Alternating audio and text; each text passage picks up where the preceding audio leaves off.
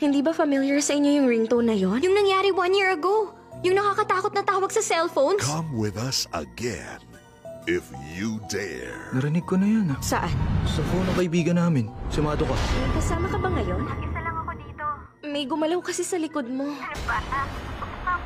Because one good scare deserves another. Hindi pwede. One missed call too. Ngayong Saturday sa Screams on Screen ng Heart of Asia.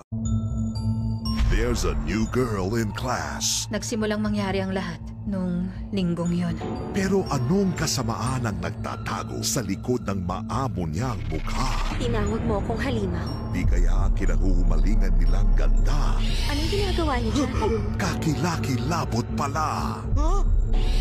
Tomie beginning. Ngayong Saturday, 10 p.m. sa Screams on Screen ng Heart of Asia.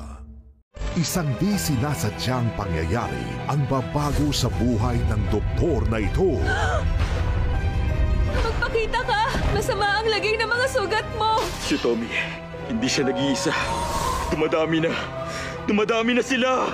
Ngunit walang anumang uri ng panggagamot ang makakapagligtas sa kanya. Tomie Revenge.